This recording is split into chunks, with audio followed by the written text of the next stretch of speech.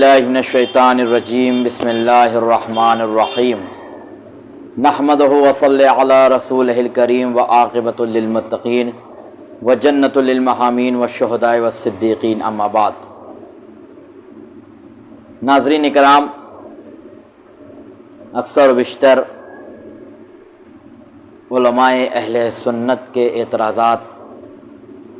ہم پر یہ ہوتے ہیں کہ شیعہ مکتب میں صلاتین یعنی دو نمازوں کو ملا کر کیوں ادا کی جاتی ہے، یعنی ظہر اور عصر کو ساتھ میں کیوں پڑھا جاتا ہے، مغرب اور عشاء کی نماز کو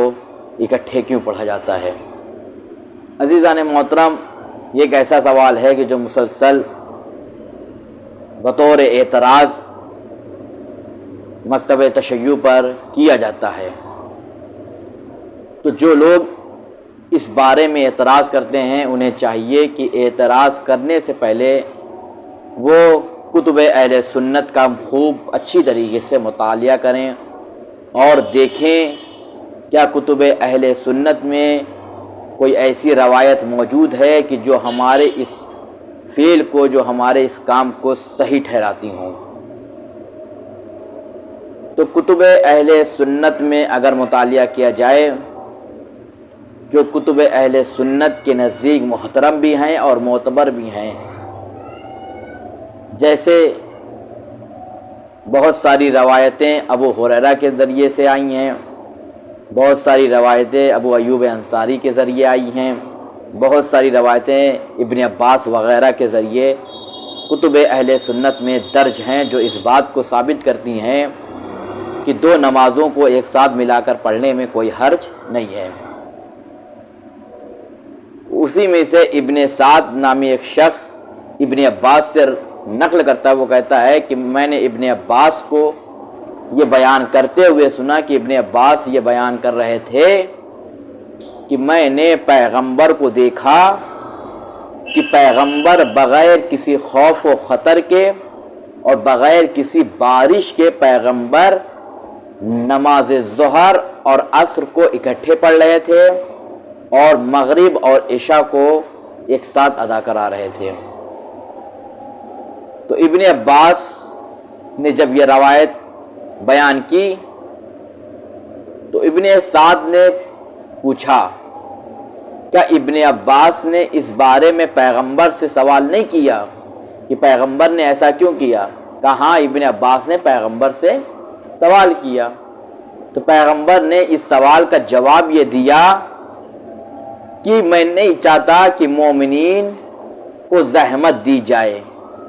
یعنی پیغمبر نہیں چاہتے کہ مومنین کو زحمت دی جائے۔ یعنی کیا مطلب؟ یعنی پیغمبر نہیں چاہتے کہ جو مومنین ایک بار ظہر کی نماز پڑھنے کے لیے مسجد میں آ رہے ہیں وہ دوبارہ پھر عصر کی نماز پڑھنے کے لیے مسجد میں آئیں۔ اس سے بہتر یہ ہوگا کہ جب مومنین مسجد میں آئیں تو وہ ظہر کی نماز بھی پڑھیں اور عصر کی بھی نماز پڑھ لیں، جب وہ مغرب کی نماز بھی پڑھیں اور بارش مغرب کی نماز پڑھیں تو عشاء کی نماز پڑھ لیں۔ اس بات سے یہ ثابت ہوتا ہے کہ پیغمبر نے اکٹھے نماز پڑھائی۔ اور پھر ابن عباس نے کہا نہ وہ موقع ایسا تھا کہ بارش ہو رہی تھی، نہ وہ موقع ایسا تھا کہ کوئی طوفان یا زلزلہ آیا تھا یا کسی کا خوف و خطر تھا کہ دشمنان اسلام ان مسجد پر حملہ کریں گے، مسجد پہ جو ہے خطرہ منڈرا رہا تھا، ایسا کچھ بھی نہیں، پھر بھی پیغمبر نے نماز پڑھائی۔ اور بہت ساری روایتیں احمد ابن حنبل سے جو کی گئی، وہ روایت یہ ہے کہ پیغمبر صلاتین نماز کو ملا کے پڑھتے تھے، یعنی مغرب عشاء کو ملاتے تھے، ظہر اور عصر کو نماز ملا کے پڑھتے تھے۔ اور وہ بھی عرض کرتے تھے کہ ہم نے دیکھا کہ نہ پیغمبر، نہ اس وقت بارش ہو رہی تھی نہ کوئی خوف تھا، پھر بھی پیغمبر نماز کو ملا کے پڑھ لیتے۔ اور پھر اس کے بعد ایک روایت یہ سامنے آتی ہے کتب اہل سنت میں کہ ایک مرتبہ ابن عباس عصر کی نماز کے بعد خطبہ دینے رہے تھے، یعنی ابن عباس نے ظہر اور عصر کی نماز کو اکٹھے پڑھی اور اس کے بعد عصر کے بعد خطبہ دیا۔ اب خطبہ دیتے دیتے وقت اتنا ہو گیا کہ مغرب کا وقت قریب آنے لگا۔ جو لوگ وہاں موجود تھے نماز الصلاۃ الصلاۃ کی آوازیں بلند کرنے لگے کہ عصر کا وقت آ گیا، اور ابن عباس اپنے خطبے کو نہیں روک رہے۔ ابن عباس نے اپنے خطبے کو روکا اور کہا کہ میں نے پیغمبر کو دیکھا ہے میں نے پیغمبر کو دیکھا ہے کہ پیغمبر نے مغرب اور عشاء کی نماز ایک ساتھ پڑھائی ہے اور ظہر اور عصر کی نماز ایک ساتھ پڑھائی ہے۔ جب یہ خطبہ لوگوں نے سنا، جب یہ بیان لوگوں نے سنا تو لوگ ابو ہریرہ کے پاس گئے، اور جب ابو ہریرہ سے یہ بات عرض کی، ابن عباس نے یہ بتایا ہے، تو ابو ہریرہ نے اس بات کی تصدیق کی کہ ابن عباس جو کہہ رہے ہیں وہ بالکل صحیح کہہ رہے ہیں، پیغمبر نے ملا کے نماز ادا کی۔ پھر ابن زید سے روایت یہ ہوتی ہے کہ پیغمبر 7 رکعتی نماز اور 8 رکعتی نماز کو اکٹھے پڑھتے تھے، یعنی ملا کے پڑھتے تھے۔ تو ان تمام روایتوں سے یہ ثابت ہو جاتا ہے کہ ظہر اور عصر، مغرب اور عشاء کی نماز کو ایک ساتھ پڑھنا